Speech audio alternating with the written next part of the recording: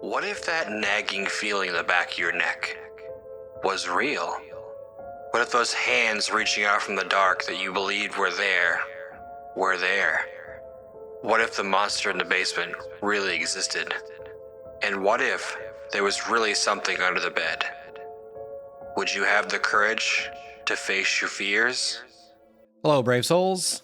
Today we got a story about a clown trying to survive the first 12 hours of the zombie apocalypse, so here it is. The Last Laugh, Part 1.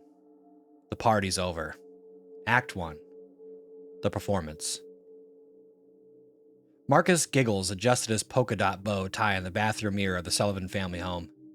The makeup on his face, white base, red smile stretching far beyond his natural lips, blue diamonds around his eyes, felt heavy in the unusual March heat. Sweat beaded beneath his rainbow wig. He'd been doing children's parties for 15 years, and still, every time, there was this moment of doubt. The moment before he stepped out to face a dozen sugar-charged 8-year-olds with nothing but a balloon animals and slapstick to win them over. "You got this, Giggles," he whispered to his reflection. "Just like the other 500 parties." His phone buzzed. Another emergency alert. They'd been coming all morning. Something about a public health crisis. Stay indoors, avoid contact. Marcus hadn't paid much attention. He needed this gig. Rent was already 2 weeks late. Mrs. Sullivan had answered the door earlier with obvious anxiety, constantly checking her phone. The television in the living room blaring news he couldn't quite make out. "We almost canceled," she said. "But Timmy's been looking forward to this for months. Just keep it short, okay?" Marcus splashed water on his wrists, an old theater trick to cool down. From the backyard, he could hear children's voices, some laughter, but also adults speaking in urgent, hushed tones. He grabbed his prop bag and headed out. The Sullivans' backyard was picture-perfect suburban. Manicured lawn, inflatable bounce house, picnic tables covered in dinosaur-themed decorations. 10 kids sat on the grass in a semicircle. At the back of the yard, parents clustered together, faces illuminated by phone screens, expressions grim. "Hello, boys and girls!"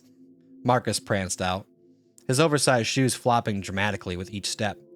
"Who's ready for some fun?" The children's response was tepid. Even birthday boy Timmy, now wearing a paper crown, seemed distracted by his parents' obvious distress. Marcus ramped up the energy, pulling endless scarves from his sleeves, making balloon animals with exaggerated flourishes, telling jokes that normally had kids his age howling. He managed scattered giggles, nothing more.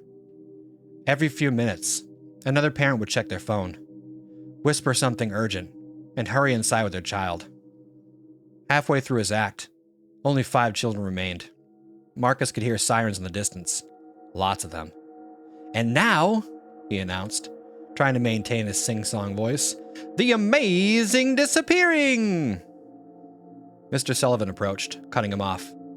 "Wrap it up," he whispered. "Now. We need to get everyone inside." "I still got 20 minutes on the clock," Marcus protested quietly, dropping his clown persona. "I'll pay you for the full time. Just finish up."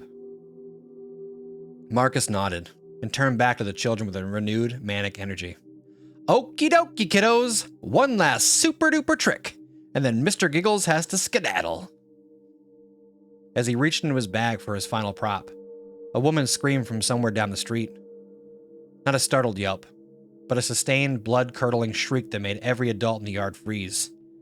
Then another scream, closer, and another. Act 2, The Unraveling. "Get the kids inside, now!" Mr. Sullivan barked. Parents scrambled, grabbing children. Birthday boy Timmy started crying as his mother scooped him up, his paper crown falling to the grass. Marcus stood paralyzed, still in character but no audience. As families rushed past him toward the house, the gate at the side of the yard burst open. The Sullivans' next-door neighbor stumbled in, his shirt soaked in blood. "Don't let them bite you," the man gasped, collapsing onto the lawn. They're not sick. There's something else." Mrs. Sullivan screamed as her neighbor convulsed on the ground, foam bubbling from his mouth. Marcus dropped his prop bag, all pretense of the clown persona gone. What the hell is happening? No one answered him. The last of the families had disappeared into the house. He heard the sliding glass door slam shut, the distinct click of a lock engaging. They'd left him outside. Marcus ran to the door, his oversized shoes making him stumble. He pounded on the glass. Inside, Mr. Sullivan was pulling blinds down, phone pressed to his ear, shouting something about the National Guard. He glanced at Marcus, hesitated, then mouthed what looked like, "I'm sorry," before closing the final blind. More screams from the street. The neighbor on the ground had stopped moving. Marcus fought rising panic as he weighed his options. His car was parked out front, if he could get to it. He moved cautiously toward the side gate, flinching at every new scream. The street beyond the Sullivan's fence was descending into chaos. A car had crashed into a fire hydrant, water spraying into the air. People were running, some dragging children. And behind them, Marcus squinted through his grease paint. Figures moved with strange, jerky motions, falling upon those too slow to escape. His performer's instinct kicked in. The show must go on, survival mechanism that had gotten him through countless awful gigs. He needed to think clearly. The clown costume made him visible, recognizable. If something was happening, something that made people attack other people, he couldn't be running around looking like this. Back in the yard, he glanced around frantically. The shed. There might be clothes inside, something to change into. As he moved toward it, the neighbor on the ground twitched, then sat up with unnatural stiffness. Marcus froze. The man's eyes were filmed over, milky white, blood still soaked to his shirt, but he seemed unaware of his wound. He turned his head mechanically, sniffing the air, then locked those vacant eyes directly on Marcus. The man, the thing, lurched to its feet. Marcus ran for the shed, fumbling with the door as the creature gained speed behind him. He slipped inside just as grasping hands clawed at his rainbow wig, pulling it off his head. The door slammed shut, and Marcus threw his weight against it, feeling the impact as the thing outside hammered to get in. Act 3. The Escape. In the dim light filtering through a dirty window, Marcus surveyed the shed's contents. Garden tools, a lawnmower, shelves of chemicals and paint cans. Nothing immediately useful as a weapon. The banging on the door continued, joined now by an inhuman moan. His phone buzzed again. In the quiet of the shed, he finally read the emergency alert fully. This is not a test. Contagion outbreak in progress. Symptoms include fever, aggression, cannibalistic behavior. Victims appear dead before reanimation. Avoid all contact with infected individuals. Seek shelter immediately. Wait for military evacuations. Cannibalistic behavior. Reanimation. Mark whispered the words, their meaning sinking in with cold dread. Outside, the moaning grew louder. More than one voice now. The shed window shattered inward as another creature, this one in a postal worker's uniform with a gaping wound in its neck, tried to claw its way inside. Marcus grabbed the nearest object, a garden rake, and swung it desperately. The metal tines caught the thing in the face, ripping through decaying flesh with surprising ease. It fell back, but immediately began trying to climb through again. The door wouldn't hold much longer either. Marcus frantically searched for anything useful. His eyes fell on a container of gasoline for the lawnmower and a box of matches next to a camping supplies on a high shelf. A desperate plan formed. He doused the rake in gasoline, pushed a rag into the container as a makeshift fuse, then struck a match. The rag caught fire. The door began to splinter. In one fluid motion, Marcus lit the gasoline-soaked rake head and thrust it through the broken window into the face of the postal worker zombie. The creature's head erupted into flames, its moans becoming shrieks as it staggered back. Marcus kicked the door open, swinging his flaming rake in a wide arc. The neighbor zombie fell back, catching fire as well. The yard was clear for a moment, but more moans came from the street. Still in his clown suit, minus the wig, Marcus ran for the front of the house, flaming rake held before him. The street was a war zone, cars abandoned, bodies on the ground, some moving, some still. In the distance, black smoke rose from multiple locations. His car sat where he'd left it, seemingly untouched. Marcus made a break for it, the absurdity of his situation. a clown with a flaming weapon running through suburban hell, not lost on him even in his terror. He reached the car, fumbling for keys with shaking hands. Behind him, a small horde of creatures rounded the corner, drawn by the commotion. Among them, he recognized a parent from the party, her face half gone, birthday cake still smeared on what remained. The engine roared to life. Marcus threw the still-burning rake at the approaching zombies and slammed the car into reverse. As he peeled away from the curb, he caught a final glimpse of the Sullivan house. The front door was open, a trail of blood leading inside. 6 hours into the apocalypse, Marcus Giggles, professional clown, now survivor, drove away from the remnants of civilization, his painted smile a grotesque mask over features rigid with horror, not knowing where to go, only knowing he couldn't stay. The world had changed in an afternoon. The party was over. And this was just the beginning. Part 2. Painted Target. Act 1. The Highway. The digital clock on Marcus's dashboard read 4:37 p.m. Less than 2 hours since everything had fallen apart at the Sullivan house. But it felt like days. He drove with one hand on the wheel, the other frantically wiping at his face with a McDonald's napkin from the glove compartment. The white grease paint was stubborn, smearing rather than coming off, leaving his face a ghostly patchwork. The red smile remained mostly intact, a macabre slash across his face. Traffic on the highway had started heavy, everyone fleeing at once, then thinned dramatically as abandoned cars and accidents created impassable barriers. Marcus had navigated around 3 major pileups already, each one surrounded by figures that lurched toward his car as he passed. He'd given up honking his horn after realizing it only attracted them. The radio cycled through emergency broadcasts, all saying the same thing. Stay indoors, avoid contact with infected individuals, wait for military assistance. Several stations had gone silent in the time he'd been driving. Military assistance, Marcus muttered, his performer's voice entirely gone now. Where the hell are they? As if in an answer, a military helicopter thundered overhead, flying low enough to rattle his windshield. It was heading toward the city center, away from where Marcus was driving. He'd instinctively headed for the suburbs away from population centers. His tank was 3/4 full.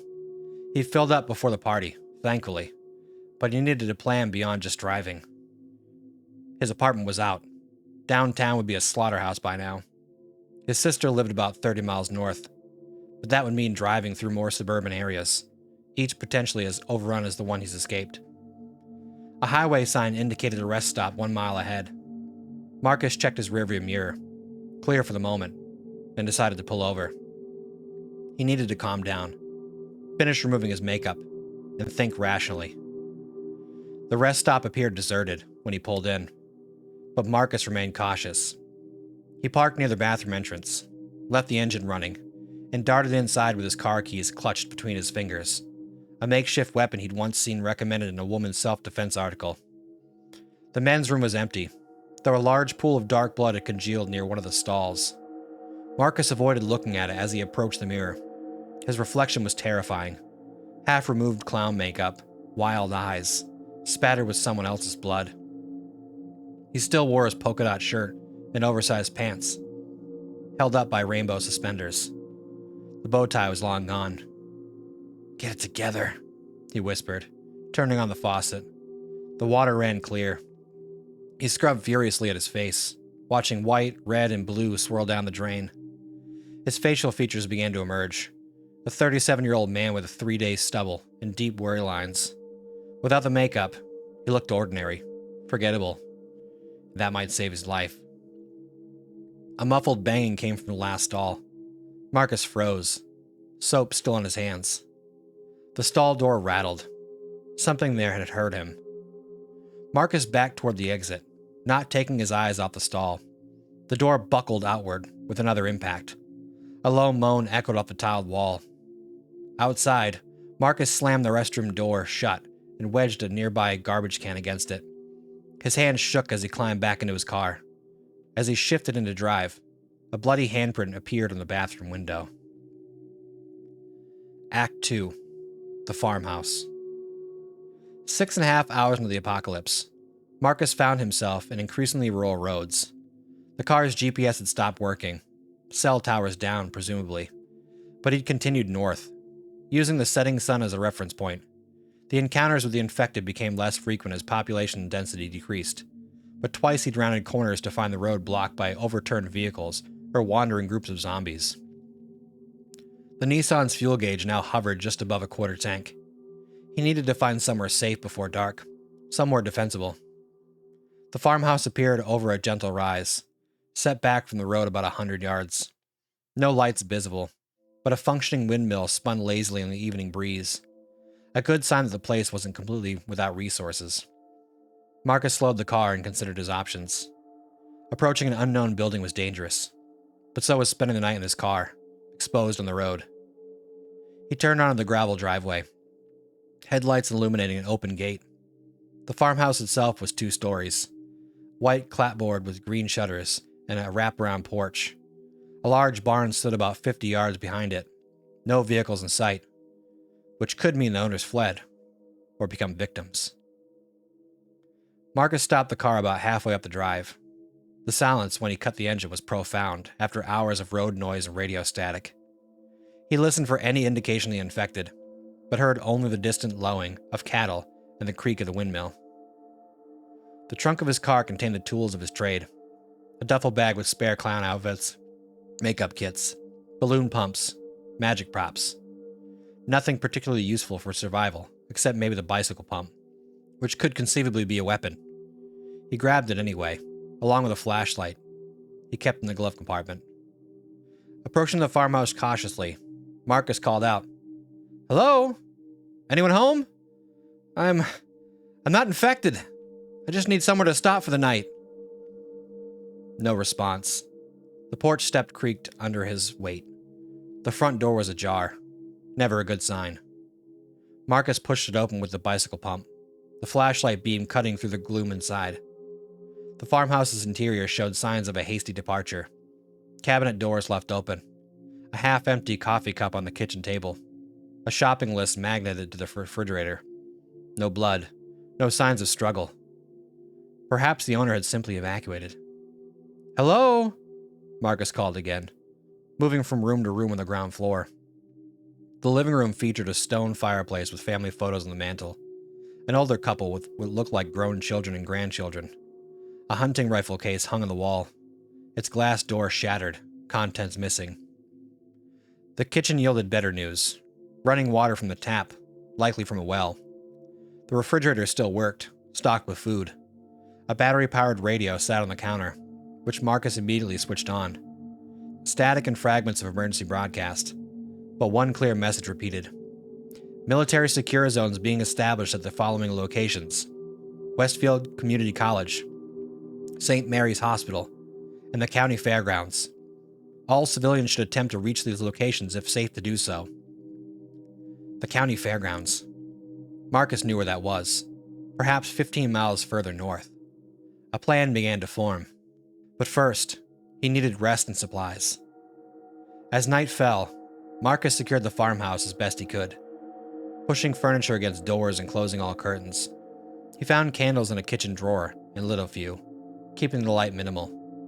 The second floor yielded clean clothes that roughly fit him. Jeans and flannel shirts belonging to one of their sons, judging by the photos.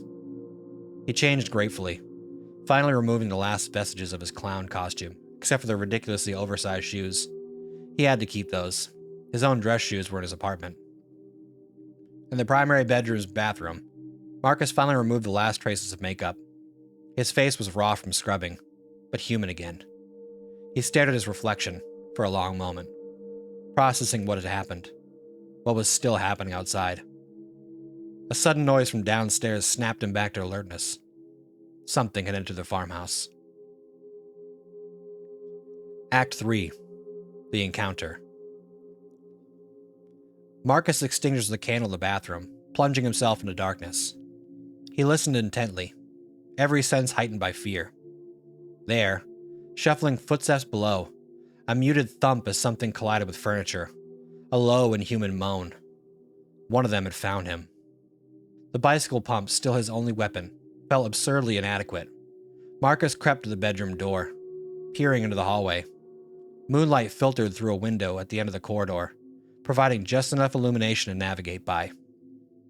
The stairs were directly ahead, leading down to where the sounds originated. More thumps, closer now. The thing was climbing the stairs. Marcus backed into the bedroom, desperately scanning for anything useful. His eyes fell on a heavy brass lamp beside his bed. He unplugged it, hefting its weight. Better than the bicycle pump, at least. A shadow appeared in the hallway, silhouetted against the moonlight from the window. Marcus's breath caught in his throat as he flattened himself against the wall beside the door. The figure lurched forward, one dragging step at a time, emitting that awful moan. The sound of lungs that shouldn't still be working, pushing air through a ruined throat. It paused at the top of the stairs, head swiveling as it sniffing the air. Marcus realized with terror that they could track by scent, like animals. His body odor, the lingering chemical smell of makeup remover. He was broadcasting his location. The zombie turned toward the bedroom door. Marcus tightened his grip on the lamp. He had one chance. If he could hit hard enough to disable it, maybe crush the skull. The figure appeared in the doorway. In the dim light, Marcus could make out the shapes of a woman. Her hair matted with blood, one arm hanging at an unnatural angle. She'd been one of the farmhouse residents, the grandmother from the photos. Her house dress now torn and soaked with dark fluids. She paused, vacant eyes sweeping the room, settling on Marcus with unnerving stillness. Then she lunged faster than seemed possible for her broken body. Marcus swung the lamp with all his strength. It connected with a sickening crunch, sending her sprawling across the floor. She thrashed, trying to rise immediately despite the devastating blow. Marcus raised the lamp again, fighting back bile as he brought it down on her head repeatedly until she stopped moving. Shaking uncontrollably, he staggered back, dropping the gore-covered lamp. The silence returned, broken only by his ragged breathing. Then, from outside, came answering moans, many of them. Marcus rushed to the window. In the moonlight, he could make out figures emerging from the barn, at least a dozen, drawn by the commotion. The family hadn't evacuated. They'd turned, and they'd been in the barn all along. And now they were coming for him. 9 hours into the apocalypse, Marcus Giggles, no longer a clown, but still a marked man, realized he'd made a terrible mistake in stopping. The farmhouse, which had been like salvation, had become a trap. As the horde shambled toward the house, Marcus grabbed his backpack and car keys. The county fairgrounds was his only hope now. If it still existed at all. He would have to run, to fight his way back to the car, to escape once more into a world that had, in less than a day, become a walking nightmare. Behind him, the grandmother's corpse twitched once, then lay still. Part 3. The final act. Act 1. The escape. Marcus crouched by the second-floor window, watching the undead family members converge on the farmhouse. 6 adults, 4 children, all moving at that same unnatural gait, heads cocked at impossible angles, limbs twisted from whatever deaths they had suffered. The knowledge that children were among them made his stomach turn. His car sat in the driveway, keys clutched in his sweating palm, approximately 40 yards between him and freedom. The front door was out of the question. 3 zombies already clawed at it, drawn by the noise of his struggle with the grandmother. The back door, then. If he could make it down the stairs without attracting attention. Out through the kitchen. A crash from below cut through his planning. They'd broken through. Shuffling footsteps moved through the ground floor, accompanied by the distinctive moaning.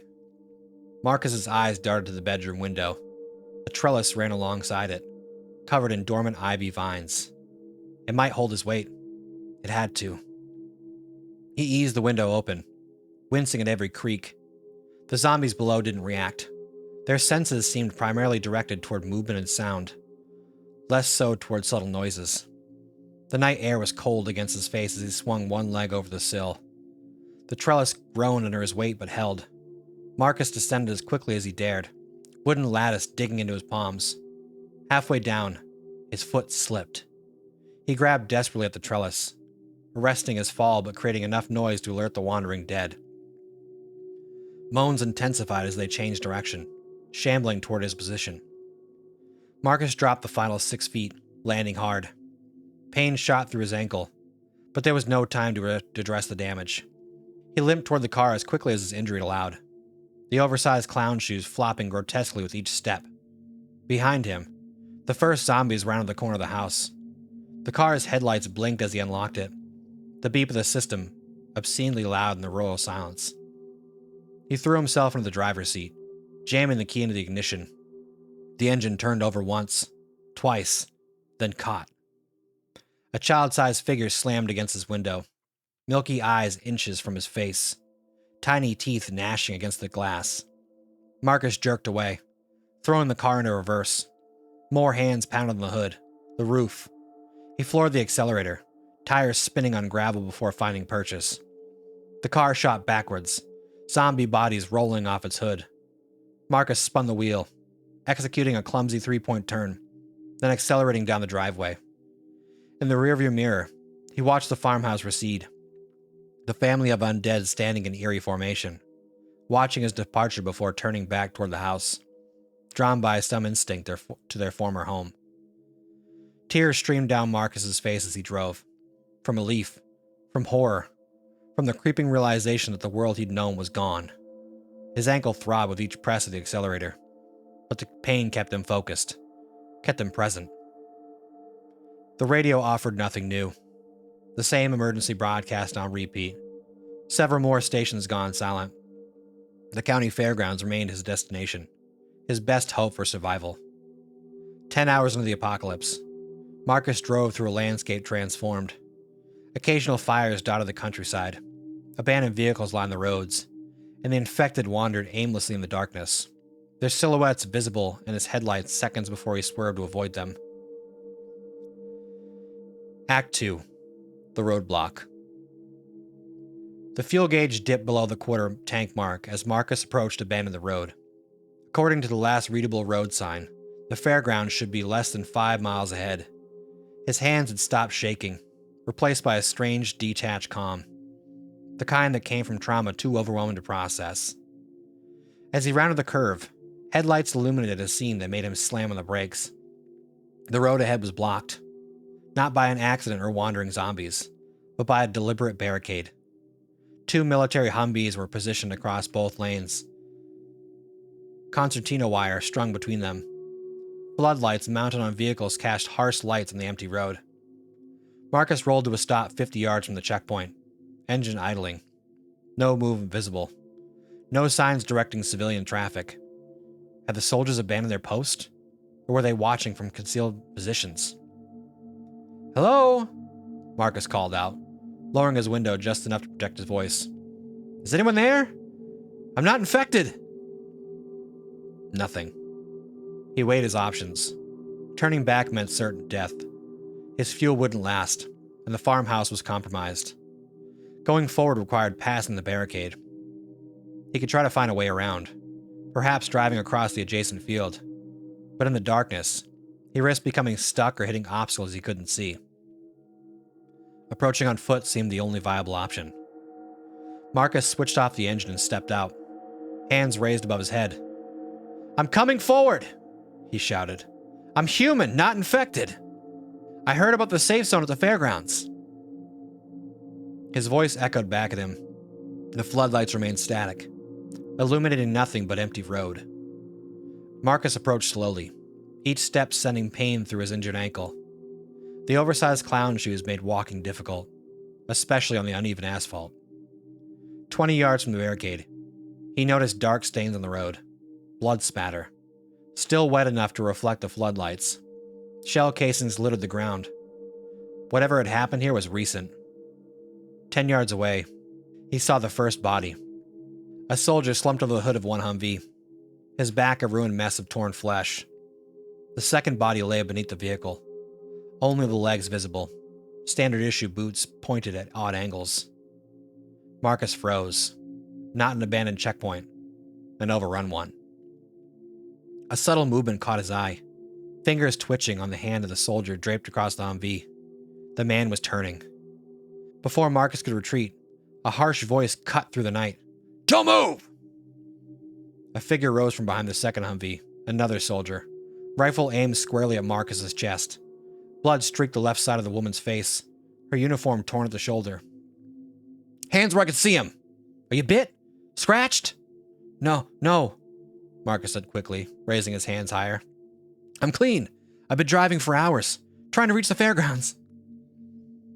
The soldier's gaze flicked down to his shoes, then back to his face. It's the clown shoes. I was performing at a birthday party when everything went to hell.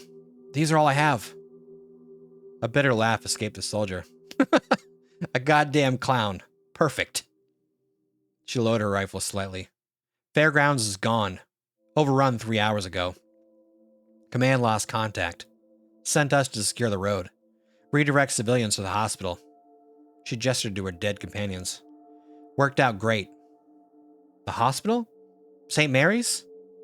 Marcus recalled the radio broadcast. Is it still secure? As of an hour ago, but communications are spotty. She winced, pressing a hand to her shoulder. I'm Sergeant Diaz. I need to get back there. My transport's done for. She nodded toward the bullet-riddled Humvee behind her. You got room for a passenger in that Nissan? Marcus nodded. Barely a quarter tank of gas.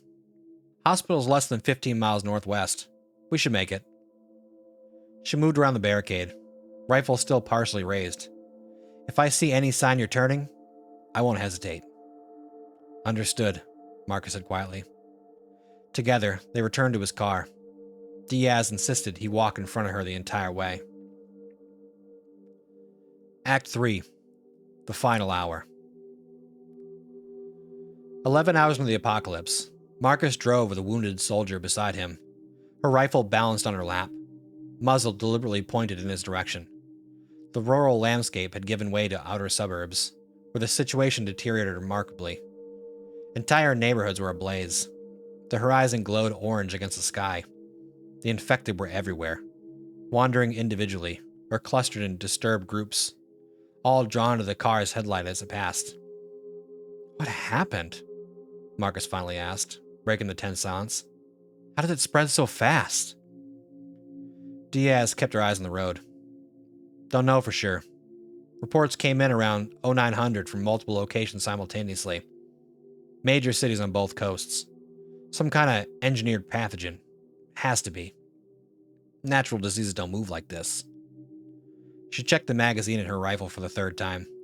By noon, the infected were overwhelming first responders. By 1500, we were deploying nationwide. And losing, Marcus added quietly. Diaz didn't contradict him. They navigated around a multi-car pileup. The vehicle still smoldering. Bodies lay strewn across the road, some clearly dead, others moving feebly, reaching toward the car as it passed. Marcus swerved to avoid them, keenly aware of their dwindling fuel supply. 2 more miles, Diaz said, consulting a small GPS unit that still functioned. Turn right at the next intersection. The hospital appeared in the distance, a 5-story building surrounded by hastily erected barricades. Floodlights illuminated the perimeter, where military personnel maintained defensive positions. Beyond their barriers, hundreds of infected pressed forward, a grotesque tide held back by gunfire and concrete. Christ, Marcus whispered. There's so many of them. Military checkpoint is on the south approach, Diaz directed, along the ambulance route. Marcus followed her instructions, circling wide to avoid the main horde. The car's engines coughed, fuel light glowing red on the dashboard. They wouldn't have made it much further. The southern approach to the hospital was marginally clearer, fortified with sandbags and razor wire. Armed soldiers checked vehicles at a checkpoint 50 yards from the main building. 3 Humvees blocked the road, their mounted guns trained outward. As they approached the checkpoint, Diaz lowered her window. Sergeant Isabel Diaz, 4th Infantry. Civilian survivor in tow. The soldiers waved them forward. Marcus felt the first stirring of hope. Safety, at last. Then everything went wrong. An explosion rocked the north side of the hospital, a ball of flame erupting from the 3rd floor. The concussive force rattled the car's windows. Gunfire intensified, punctuated by screams. They're inside, Diaz realized, horror in her voice. The hospital's compromised. The checkpoint erupted into chaos. Soldiers shouted orders, redirecting civilian vehicles. One of the Humvees peeled away, racing toward the explosion site. What do we do now? Marcus asked, his momentary hope collapsing. Diaz's face hardened. Get as close as you can. We make a run for it. Maybe they can still hold the lower floors. Get a medevac. A second explosion tore through the hospital's east wing. Through the flame and smoke, Marcus could see dark figures pouring from the building. Patients and medical staff fleeing the infected inside. Diaz swore, then reached a decision. Floor it. Get us to the helipad on the west side, now! Marcus accelerated toward the western edge of the hospital complex, where a concrete landing pad was visible, illuminated by perimeter lights. A Black Hawk helicopter sat in the pad, rotors already spinning. Personnel loading equipment and what looked like essential medical supplies. They're evacuating, Diaz said. Last transport out. The car sputtered, fuel finally exhausted, coasting the final 100 yards before rolling to a stop 30 yards from the helipad. Marcus and Diaz abandoned the vehicle, running toward the helicopter. Marcus's injured ankle sent spikes of agony up his leg with each step, the ridiculous clown shoes hampering his movement. Diaz pulled ahead, shouting and waving her military ID. The helicopter crew saw her, recognizing a fellow soldier. One crew member jumped down to help her aboard. Marcus struggled to keep up, his breath coming in ragged gasps. Behind him, the infected streamed around the hospital's building, drawn by the noise of the helicopter and the fleeing survivors. 20 yards from salvation, Marcus's ankle gave out completely. He collapsed at the pavement, crying out in pain. Ahead, Diaz turned back, saw him fall. Their eyes met across the distance. For a moment, he thought she might come back for him. Then a crew member shouted something in her ear, gesturing frantically at the approaching horde. Diaz's expression hardened. She turned away, climbing into the helicopter. Marcus tried to stand, failed. He began to crawl, dragging himself toward the helipad as the Black Hawk's engines increased in pitch. Wind from the rotors whipped dust and debris across the pavement, stinging his eyes. The helicopter lifted off, hovering momentarily before banking sharply away from the hospital. The last evacuation, carrying the last hope of organized resistance, disappearing into the night sky. And Marcus, still in his absurd clown shoes, lay abandoned on the pavement as the infected closed in from all sides. 12 hours into the apocalypse. Marcus giggles. Birthday clown. Survivor. Human being. Faced the end with a bitter smile that needed no makeup. He thought of all the children's parties, all the smiles he'd created, all the joy he'd brought into the world. None of it mattered now. The world had no place for laughter anymore. The first of the infected reached him, grabbing at his clothes, his limbs. Marcus didn't fight. What was the point? He closed his eyes, oddly calm in these final moments. His last thought, as teeth tore into his flesh and the pain exploded through his consciousness, was darkly ironic. He'd spent his life making people laugh, and now he was dying in a comedy of errors, a clown's final punchline in a world that had forgotten how to smile. The sun rose in a changed world. 12 hours had been enough to topple civilization. 12 hours had transformed humanity into monsters. And somewhere in the ruins of what had once been a hospital, a new infected shambled on oversized shoes, joining the countless others in their endless, mindless hunt. The last laugh silenced forever. I hope you guys enjoyed that. Matt Walters, 6834, was the guy who actually recommended we do a clown story, and honestly, it was just so different that I was like, you know what? I'm doing that. So, I hope you guys enjoyed it. Come back next time for some more zombie stories, and as always, remember to face your fears.